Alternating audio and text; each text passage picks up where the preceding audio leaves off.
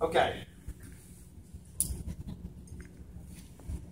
We talked about head shape being curved. Look for the point that sticks out the farthest. That's going to be our new starting point. Okay? So if it sticks out the farthest, midway up around the temple area, which is pretty common, and we start in the center.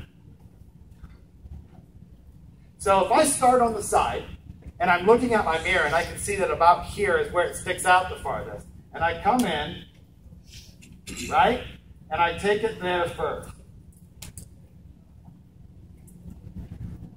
Is that pretty visual for everyone? Mm-hmm. Can you see where I've taken it? Yeah? Yep. Can you see this? Okay. And so I'm going to make sure this is straightened up. I'm going to take it back one more.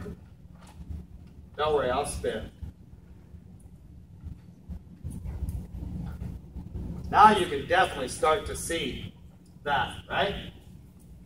And the big thing is well, we don't have a guide. You can't have a guide when you cut this short. That's not true. If I start right there and I work down and pull up, am I not creating a guide every time that I can see clearly? So about 1/4 inch of time. So now I look in the mirror again, because I've created this visual line, and in the mirror I can see exactly where that line lies, right? So if I then come to the other side, this is where we hope I get lucky because I don't have a mirror.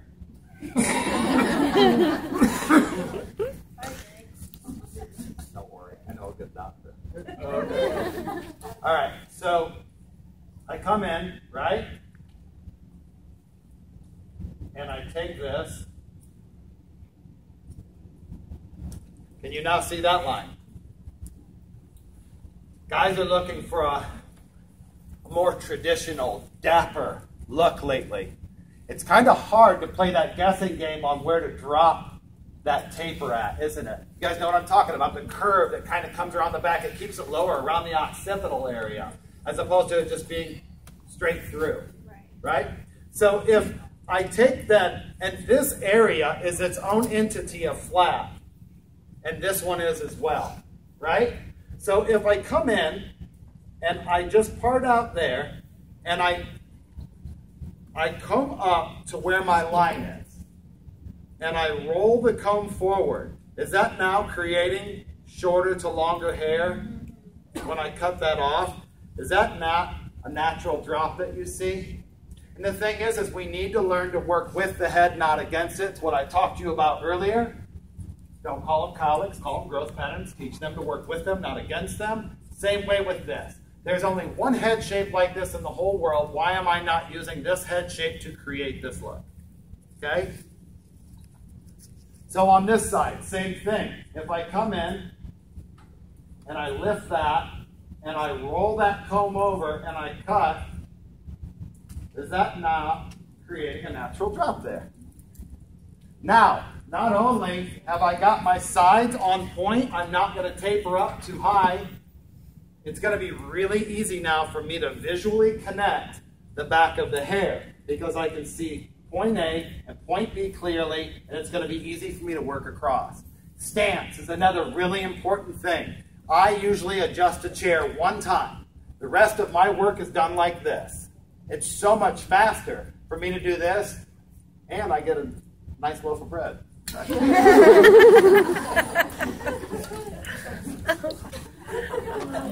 Just saying. It keeps me in shape. It keeps my back lined up. Yeah, do it. Stand up and do it. Yeah, I caught you. Right? But seriously, and cutting square, we're taught in school that this is cutting square. To me, as long as I'm center of the chest, this is cutting square too, right? And keeping my hand and wrist straight is the most important thing, especially, I don't know about you guys, but I'm definitely used to 10, 12-hour days behind the chair where I'm stuffing granola bars in my mouth while I'm mixing color and drinking water, right? Like, that's the only time I eat really when I'm behind the chair. I just feel like steaks for afterwards when I've made an atrocious amount of money, right? So I'm going to just make this connection. Let's make sure that I can see it. And I'm just going to work around.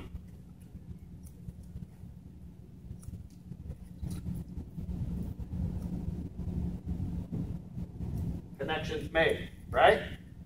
You guys can all see that, clear as day. Yes? No? Mm-hmm. Design. If I wasn't talking, if I wasn't stopping, that would have taken me maybe a minute. Maybe. Now I'm going to remove bulk. This is not about my finish. This is about getting hair out of the way so I can finish. Okay? So coming in, and I can work, like I said, upwards. Now notice, this isn't about me moving fast. Notice that when I grab down here, I pull this way, and I get that hair out. His growth patterns are going in. Super common for men. Right? So I'm coming in.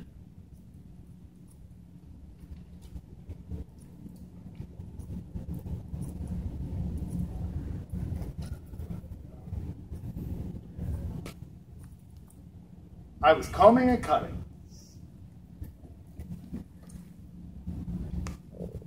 And again.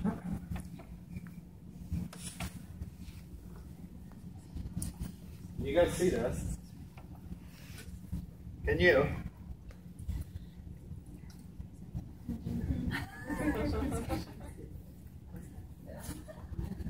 It scared you, Gary. I got peeps. I got peeps. I love peeps, especially after they set out for a week. Get really stale. Huh? You guys don't like that? You guys like chewy gummy bears too? Like, I want them rock hard. If they're chewy, I eat a bag in like 30 seconds. And I'm like, oh, why did I do that? Okay. So, again, same with this side. Working through it.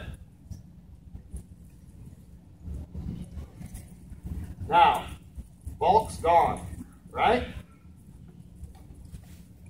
Now we're going to start the blend. And the beautiful thing about, well, let me get this side. The beautiful thing, it's up here, I got it. Okay. Like that one side. We're going to give you some asymmetry today.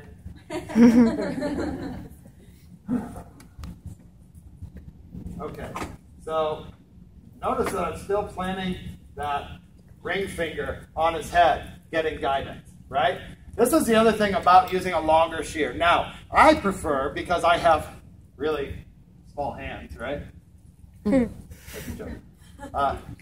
I prefer a 7.5-inch shear. I strongly suggest you buy a at least 6.5-inch shear today, because you want your shear to cover the area without ever having to work across. Does that make sense? Anytime we work across, we take a chance of the shear and the comb moving, and we create hollows. If we create hollows, we go to hell with this and grab clippers again. Buy a shear long enough to cover it. Efficiency without loss of quality. Okay? So now I'm going to come in, and I'm going to start cleaning this all up.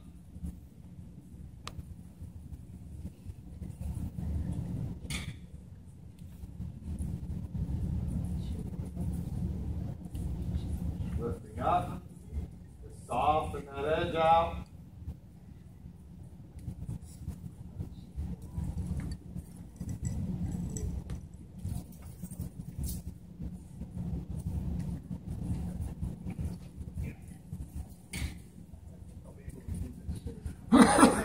Good.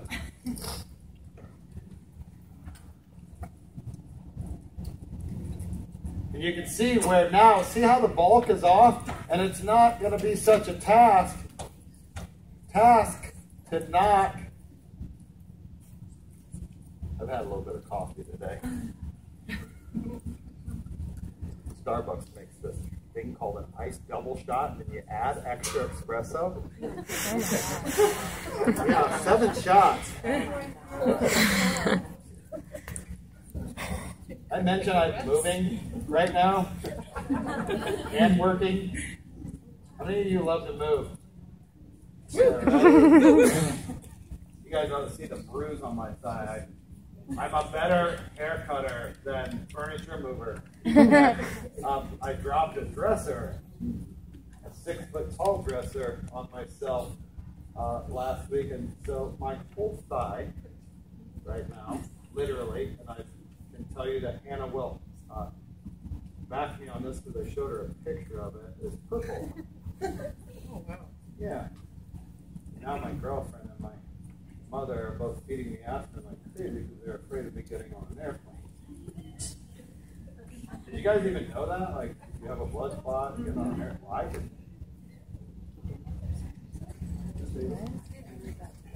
Yeah, it's definitely kill you. Can you see the efficiency in this? Obviously, if I wasn't talking and showing how quickly this could be done. Yes.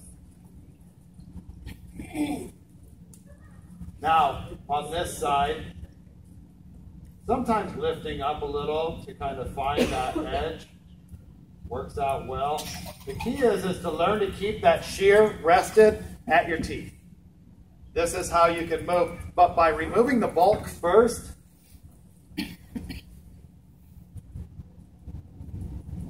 it makes it really, really simple to blend it out, right?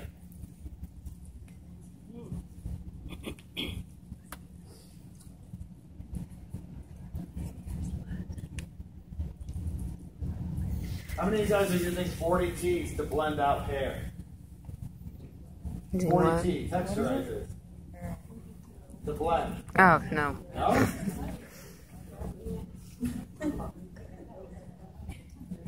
That's the lazy way.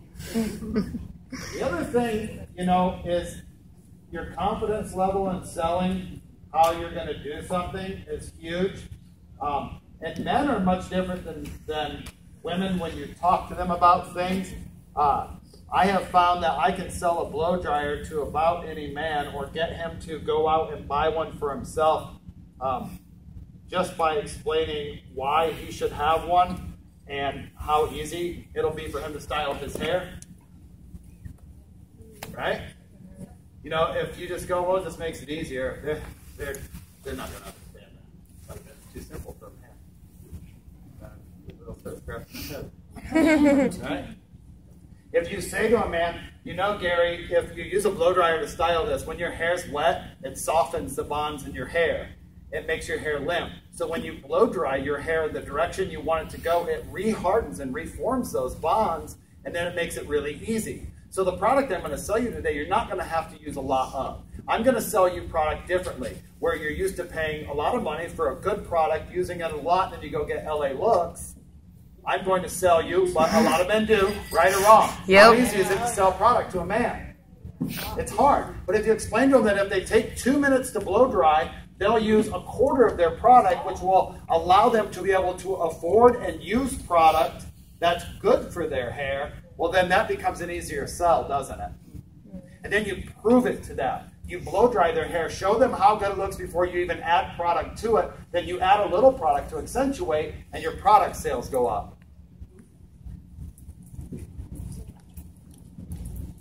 Did you know that, Gary? I like product sales going up. Right.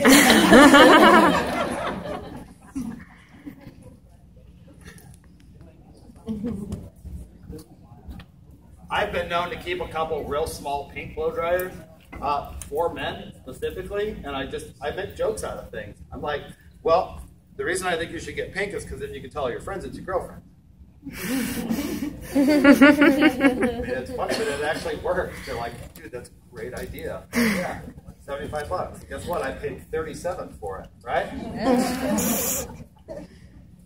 Okay, so I'm going to explain something to you guys about my texturizers because I'm going to use a couple of them today. Topher, will you start?